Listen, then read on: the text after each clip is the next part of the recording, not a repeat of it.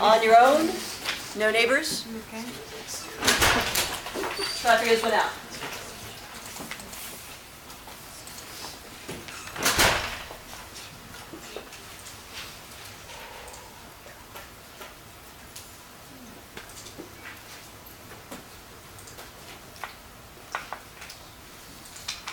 You talk to your neighbors. This portion of the confidence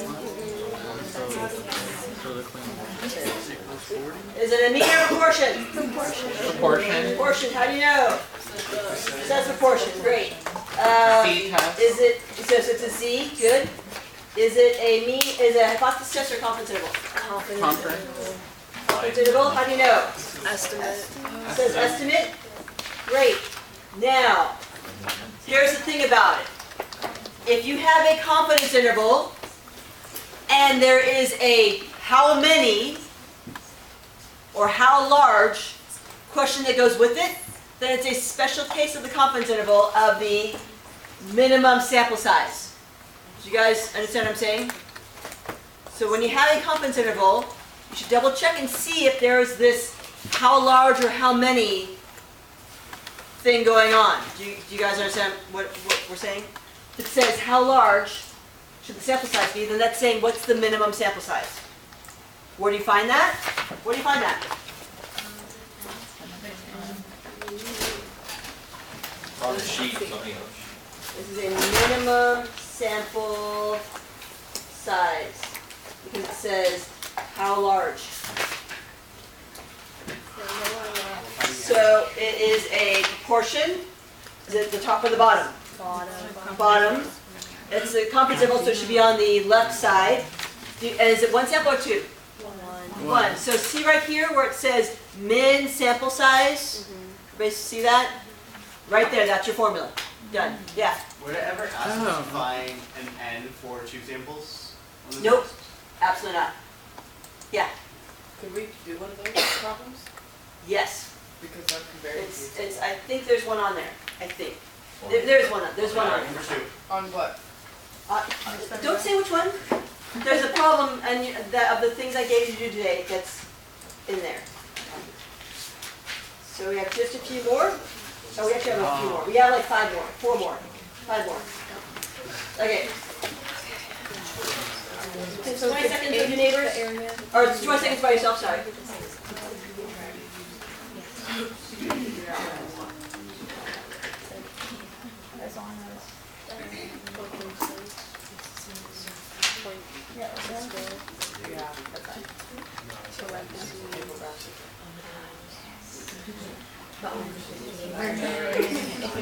All right, with your neighbors, figure it out. It's 13. Oh no, it's average. Yeah. All right, so is this a mean or proportion? Mean. Mean. Why? Because I gave you a bunch of numbers. And how I give you a bunch of numbers, it has to be a mean. Is it a Z or T? T. Okay, is that a hypothesis or confidence interval? Hypothesis. How do you know? Evidence. Claim. Good. What is the claim? Yeah, better be mu because it's mean. Less than? Less than 79,500. Less than that. Make sense? Clear as mud. Okay, 1 sample or 2 samples? One sample. One sample. 1 sample. I gave it to you, right there. Yeah. So when we have those numbers, do we put those in the list? Yeah. You put them, so this is what you do with those. You're going to put them into a list. Stat, edit, put them into a list. That would just be one list. Yep, just one list. So this would be clear, enter. Does anybody have something more like they've accidentally deleted list 1? Like this? So say you accidentally hit delete, and now all of a sudden your list 1's gone. Everybody see that? Go to second, memory. It'll wipe out everything you have, but that's okay. Reset. Like you guys probably don't have any programs on there, right? Like where you install programs on there. I don't know. Yeah. On a different calculator. Okay. So you said second memory. Second memory. All. Putting Super Mario. Reset. And all of a sudden, stat, edit, it's back again. Or just don't delete. Or don't do it. Yeah. Look to be. So you're gonna put numbers in there. Right, and then you're gonna do a stat calc, 1 bar stats of whatever list you put in there. You can put list 3 if it's in list 3, whatever you put in there. If you put nothing, it defaults to list 1. And it'll give you your X bar and your SX. Because remember, this is a sample. It doesn't know whether you've given it a sample or the whole population, so it gives you both SX and sigma X. You know it's a sample, so you know to use SX. Good? All right. Excellent.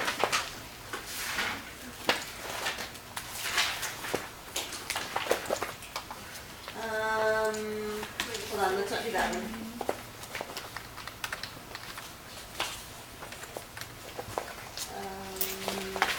Let's do this one.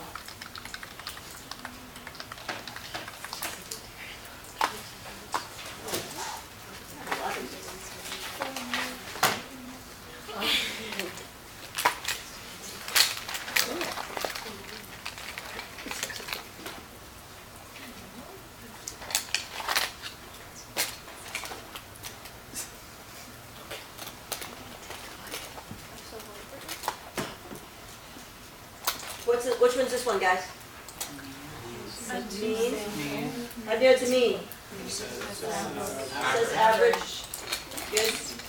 Is it a, so it's a t-distribution, right? Is it a hypothesis or confidence interval? Hypothesis test. How do you know? Doesn't say confidence. Doesn't say confidence interval or estimate. Also, included, right? Okay, so then, what's my claim? U1 is not equal to U1 is not equal to, different than mu2. Good? Okay, is it one sample or two samples? Two samples. Two samples. If it's a mean, it could be independent or dependent. Which one is it? Independent.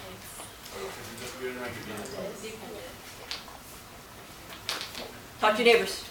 Independent or dependent? Independent. They don't affiliate. Okay, which one is it, guys? Why is it independent? Because you have one set of data. Because I didn't give you two sets of data. That I didn't give you the actual numbers that matched up. Remember, dependent, you have to subtract them off. Okay. I'm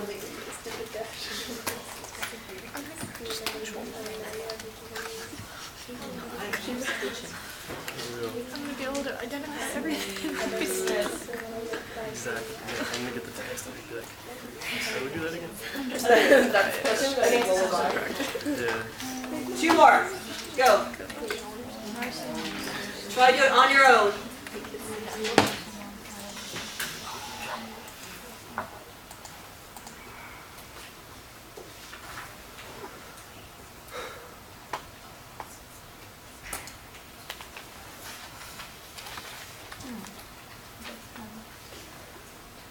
Can you talk to your neighbors? Portion lane is there's no more.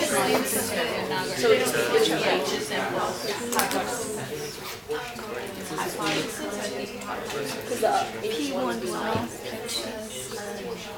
All right. So is this a mean or proportion? Proportion. Proportion. Why? Because it's 12 out of 34 and it says 80%. Right. So this part means it's proportion. This part is actually part of the question. Oh, okay. However, here's the thing. If I have something like this where it's less than 80%, what kind of question is that? Do you have less than 80% of something? No. Do you have less than 80% of something? It's always going to be a yes or no question. So in that sense, it's going to be proportion anyways, because the question you're asking, if you're saying less than 80%, that's the question you're asking somebody, then that's has to be a yes no question. You can't say, do you have less than 80% of your homework done? 32. That makes no sense. You know what I mean? No. You're not going to get a number as an answer. So, in that sense, then that kind of makes it have to be a proportion too. Okay, so this is going to be a z distribution, right?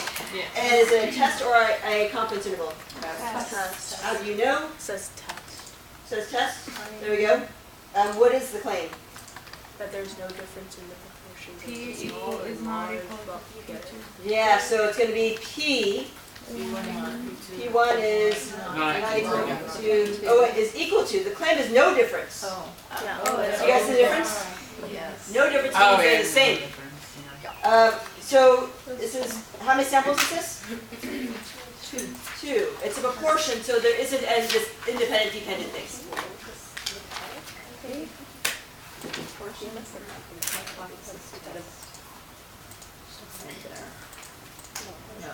There you go. Two prop Z test. Okay, last one.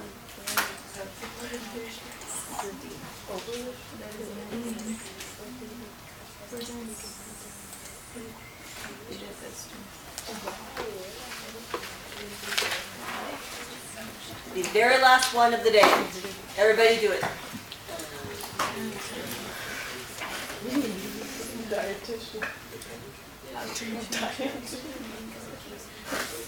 Please not equal. I haven't got Talk to your neighbors about it, figure it out.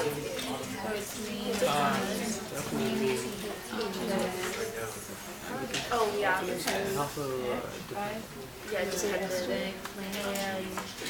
We'll find it on. I thought it would be a test because it says can it be concluded. Do you do this one? Alright guys, is it a mean or proportion? Sorry. Mean. It doesn't say mean or average, does it? What is it? It gives you a table. Right, there's a bunch of numbers in here. Right, so this is it gave you data. It's a mean. So it's going to be which, Z or T? T. Is it a test or confidence interval? Test. Test. What's my claim?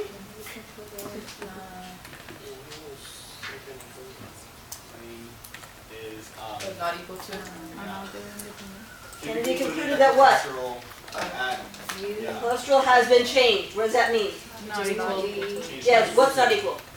The cholesterol. Right, so, okay, we'll get back to that in a minute then. Yeah. So what kind of problem, how many samples is this? 2. 2 samples. Is it independent or dependent? Dependent. Talk to your neighbors about it. I did not get everybody on the same page. Independent or dependent? Independent. Nolan, independent or dependent? Talk to your neighbors. Before and after, So they it's equal. after depends on the before. Independent or dependent? Talk to those guys. Hey, Lauren? Oh, I know the answer. Oh, I'm still reading. I'm sorry. Yeah. That's what I thought. Because, like, you have to compare the before and after. Like, it depends on the whatever mineral. Alright, so is this independent or dependent? Dependent. How do you know it's dependent? It's the same person. Because they're matched up. You guys see that? Which means you're going to subtract them and run a 1 sample t-test on those differences. If you do a 2 sample test on it, then you're going to get at least 7 points off. Depending on what you put your claim, you may get 10 points off. If things go very badly, you're going to miss all 14 points on this. Yes? So, these kind of problems, are these the only problems that are dependent? Yes. Yes. It has to be matched up pairs to be dependent. So every other problem is independent? Nope. Yeah, every problem is Okay. either independent or doesn't matter. Okay. Yeah.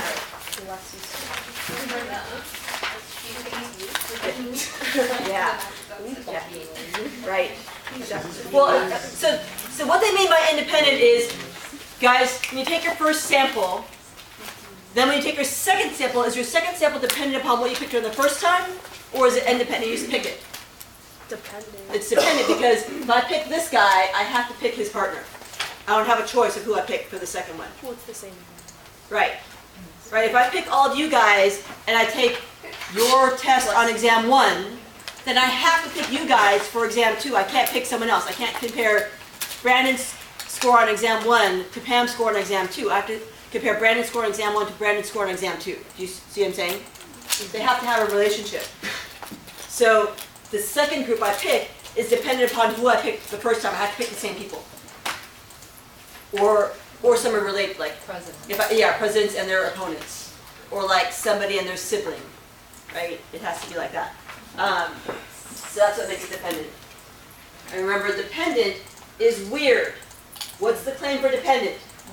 UD is what? Not equal. Here it says has been changed, not equal to, and your mu naught is always going to be 0 for these guys. So this has two weird things. One is that the mu d, so really it's mu1 equals, is not equal to mu2. You guys see what I'm saying? So that would be, if I subtracted both sides, I'd get mu1 minus mu2 is not equal to 0, which is really mu d is not equal to 0. If you kind of want to do the algebraic method through it, do you see what I'm saying? So that's how you get here, is by starting with this and kind of working through subtracting mu2 from both sides, and then switching, this is really mu d. Yes? Just to make sure, whenever it's a dependent and they're lined up, matched up, that's Yep. when you have to find the differences. Yep. And then use the D bar, Yep. 0. Exactly. You subtract them all and find their differences. Right? And then you use, you do a one sample t-test on this part right there. Now this part no longer matters. You know what I mean? You only care about, because you've taken a 2 sample and turned it into a 1 sample. A 1 sample where you're saying that their mu naught is 0. And this is the only time you're going to make mu naught 0. Other times mu naught is whatever mu naught is. So don't always make mu naught 0 like some other class did. I don't know how they got off in some crazy thing, but it's only, mu naught is only 0 in this one weird case. Otherwise it's whatever it states in your problem. Yeah, Carly. Is this one always two-tailed? No, could be greater than or less than. Okay. Yeah, and that's the thing about the weird homeworks I do tonight. This is the 9.4 stuff that's due tonight. Remember that, and this is weird, it only applies to 9.4 stuff. It only applies to this dependent things. Don't go applying it to chapter 8 stuff and doing weird things on the exam. Alright, so let's go ahead and on that note, let's try some problems. So I would say do them in this order. Do problem 1, then 2, then 5. And then I'll tell you what to do next. On the test that you gave us. No. The quiz I gave you right now. Do 1, 2, then 5. Yeah, I know. Oh, I know. Okay, I thought you were asking. Do I have to find I'll buy you. It's the college. Oh, really? Oh, they got better. Actually, you guys do 6, then 5. Do them in that order. 1, 2, 6, 5. 1, 2, 6, 5. Yeah.